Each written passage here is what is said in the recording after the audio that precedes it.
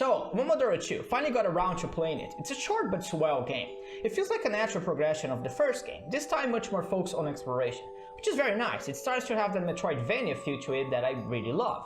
It's actually really interesting watching an indie game growing step by step with each iteration, like watching your own child grow, but I don't hate this one. However, not everything feels like an improvement, which I'll get to it in a bit. Anyway, Momodora 2 was released in 2011.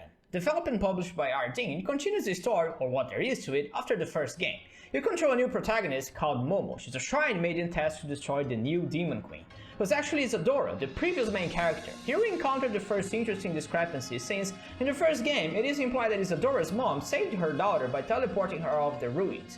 It could be that she was turned into the new demon after that scene, but to me, it feels like the developer just decided to retcon the game's ending for the sake of continuity. It ultimately doesn't matter, the story is just a side dish. The main dish is the gameplay, and that's where you can see most of the improvements.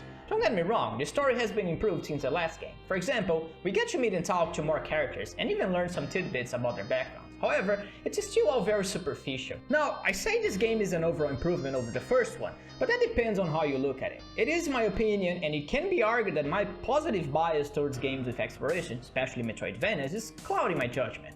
One could also argue that the gameplay changes resulted more in a trade rather than a direct improvement. Gameplay-wise, there's much more of a focus on exploration and expanding the surroundings. However, that came at a cost of having bare-bone attack skills. In the first game, there were multiple types of main and sub-weapons, and they were all fun and could even be used in conjunction with each other. In this game, however, you only have a leaf as your main weapon and only one sub-weapon, a charm of sorts that you throw. That's pretty much it, and I definitely miss the variety. You can upgrade your weapons, but still, they're the same weapons, just, well, stronger. It's also gotten much easier overall, which can be either a good or a bad thing, depending on who you are. I think it was a bit too easy for my liking, especially compared to the first game. Dying here is a problem since almost every enemy damages you for only a quarter of one health container. You start with 2 health containers, meaning you can be hit a total of 8 times before meeting your demise.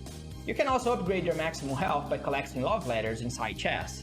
Why love letters though? It makes no sense. Who wrote them? Who the hell puts love letters inside chests inside ruins? Did the enemies fall in love with the protagonist? Why would your health increase by reading a love letter, which might not even be for you? Why would it just be a potion, Ardeen? Is life even real at this point? But I digress. Well, after collecting every heart upgrade, you can be hit a total of 40 times. Very lenient. Now, a few enemies do hit you harder than that, but they are few in between. Most of the difficulty in this game comes from the bosses and the last stage, and the enemies and traps within. And yes, I said bosses, plural. There are only 2 of them, not counting the final one, but they can be quite a challenge, especially the second one. There's also not much explore in terms of lore. The first game had those items that gave you a bit of an insight in its world, even if they were too vague and detached from the main game. In this one though, there's nothing like it. I guess the other characters you find provide a little bit of lore, but outside that, the game is strictly about braving those ruins and getting rid of the Demon Queen. These are mostly small nitpicks though. The biggest gripe I had with this game is that there is an unopenable chest that wasted more of my time than it should. I had to look up how to open it, and the news came straight from the developer's mouth. Not really good game design. I mean, how hard is it to remove a simple chest from your game? The soundtrack was made by Electrobear, and well, the tunes are fine, but none of it stood out to me. The previous game had better OST. There's nothing much else left to say about this game. I had a pretty good time with it. It clocks at around 1 hour. It also has a new game plus, but there's no new content. There are multiple endings, but if you dedicate yourself to finding everything, then you'll most likely only see the good ending. It can also be a bit tricky to get to 100% map completion, but even if you do, you don't get anything.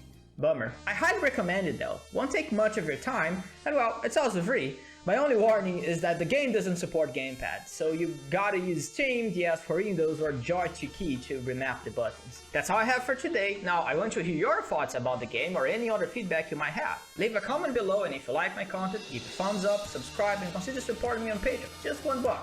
Until next time.